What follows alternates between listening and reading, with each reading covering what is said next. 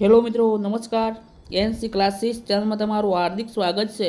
મિત્રો, જો તમે અમારી ચેનલમાં નવા હોય, હજી સુધી આપણી એનસી ક્લાસીસ ચેનલને સબસ્ક્રાઈબ ન કરી હોય તો મિત્રો સબસ્ક્રાઈબ કરવાનો ભૂલતા નહીં. મિત્રો, આપણે આજે વાત કરીએ કે જે ખાસ કરીને 8મું પગાર પંચ જે આવવાનું હતું 1 જાન્યુઆરી 2025ના રોજ, પણ એની અંદર થોડો વિલંબ મિત્રો થઈ શકે છે. એનું કારણ શું છે તો સંપૂર્ણ વિડીયોની અંદર આપણે સમજીશું શું એની પ્રક્રિયા છે. તો મિત્રો, જે કર્મચારીઓને એક મોટો ઝટકો મળ્યો છે અને એ પગાર પંચ 2027મું પગાર પંચ, ખાસ કરીને પગાર વધારો તો 2028માં જ મળશે. આવું કેમ? હવે મિત્રો, કેન્દ્ર સરકારના લાખો કર્મચારીઓ અને પેન્શનરો માટે 8મા પગાર પંચની જાહેરાત એક મોટી રાહત બની રહેવાની આશા હતી. પરંતુ આ પ્રક્રિયામાં થઈ રહેલા વિલંબથી તેમની ચિંતામાં વધારો થયો છે. કેન્દ્રના 1 કરોડથી વધુ કર્મચારીઓ અને પેન્શનરોને 8મા પગાર પંચની ભલામણોનો લાભ મેળવવા માટે લાંબી રાહ જોવી પડી શકે છે, એવું અનુમાન કરવામાં આવી રહ્યું છે. 8મા પગાર પંચની ભલામણો 2027ના અંત અથવા 2028ની શરૂઆતમાં જ લાગુ થઈ શકે છે.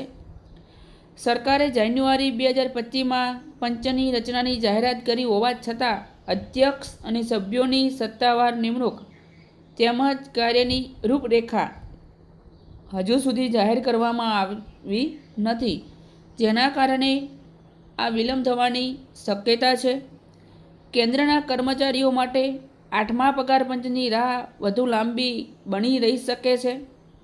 જોકે સરકારે જાન્યુઆરી 2025માં પંચની રચનાની જાહેરાત કરી હતી, પરંતુ 6 મહિનાથી વધુ સમય વીતી ગયો હોવા છતાં તેની સત્તાવાર રચના થઈ નથી અને વિલંબને કારણે એવું માનવામાં આવે છે કે ભલામણો લાગુ થવામાં 2027ના અંત અથવા 2028ની શરૂઆત સુધીનો સમય લાગી શકે છે. નાણામંત્રી પંકજ ચૌધરીએ સંસદમાં જણાવ્યું છે કે સત્તાવાર સૂચના ટૂંક સમયમાં જારી કરવામાં આવશે. કર્મચારીઓમાં વધતી મોંઘવારી વચ્ચે પગાર વધારાની ચિંતા વધી રહી છે. વિલંબ પાછળના કારણો શું હોઈ શકે? 8મા પગાર પંચની રચના જાન્યુઆરી 2025માં જાહેર કરવામાં આવી હતી. જોકે આ પ્રક્રિયા હજુ સુધી આગળ વધી શકી નથી. એનું મુખ્ય કારણ અધ્યક્ષ અને મિત્રો જે સભ્યો છે એની નિમણૂક કે એની કાર્યની રૂપરેખા સત્તાવાર જાહેરાત થઈ નથી અને એના કારણે પંચનું કાર્ય શરૂ થઈ શક્યું નથી. 7મા પગાર પંચના ઉદાહરણને જોતા જેની જાહેરાતથી અમલીકરણમાં લગભગ 2 વર્ષ અને 9 મહિનાનો સમય લાગ્યો હતો, આ વખતે પણ લાંબી પ્રક્રિયા થવાની શક્યતા છે અને આ કારણોસર ભલામણો 2027ના અંત સુધી કે 2028ની શરૂઆતમાં જ લાગુ થઈ શકે એવી સંભાવના મિત્રો છે.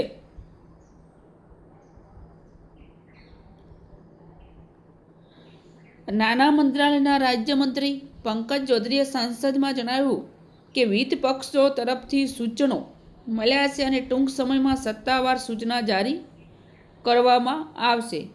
તેમણે વિશ્વાસ વ્યક્ત કર્યો કે પંચ તેની ભલામણો સમયસર આપશે. અને બીજી બાજુ મિત્રો વાત કરીએ તો 10 વર્ષના ચક્ર મુજબ 7મું પગાર પંચ 2016માં લાગુ થયું હતું. 7મું જે પગાર પંચ છે 2016માં લાગુ થયું હતું અને નવું પંચ 2024-25માં આવવાનું હતું, પરંતુ આ વખતે થયેલા વિલંબને કારણે કર્મચારીઓ અને પેન્શનરો ખાસ કરીને વધતી મોંઘવારીના માહોલમાં ચિંતિત છે. જોકે એવું જરૂરી નથી કે 8મા પગાર પંચની સમયરેખા 7મા પગાર પંચ જેવી જ રહે, પરંતુ વર્તમાન પરિસ્થિતિ જોતા વિલંબ એની અંદર વધારે થઈ શકે છે મિત્રો. આમ તો 1 જાન્યુઆરી 2025ના રોજ આવવાનું હતું, પણ આ જે કારણો તમને કીધા એ કારણોને લઈને મિત્રો પગાર પંચ 8મું જે વિલંબ એમાં થઈ શકે છે. અને મિત્રો જેટલો વિલંબ થશે એટલું વળતર સરકારને આપણને આપવું જ પડશે. તો મિત્રો, અમારી ચેનલમાં તમે નવા હોય, હજી સુધી આપણી એનસી ક્લાસીસ ચેનલને તમે સબસ્ક્રાઈબ ન કરી હોય તો મિત્રો લાઈક, શેર અને સબસ્ક્રાઈબ કરવાનું ભૂલતા નહીં. અને કોઈ તમને માહિતી અવનવી લાગે તો કોમેન્ટ બોક્સમાં જણાવજો, જરૂર તમને રિપ્લાય આપીશું. અને ખાસ કરીને અમારી ચેનલને લાઈક, શેર અને સબસ્ક્રાઈબ કરજો. ફરી નેક્સ્ટ વિડીયોમાં મિત્રો મળીશું. જય હિન્દ, જય ભારત.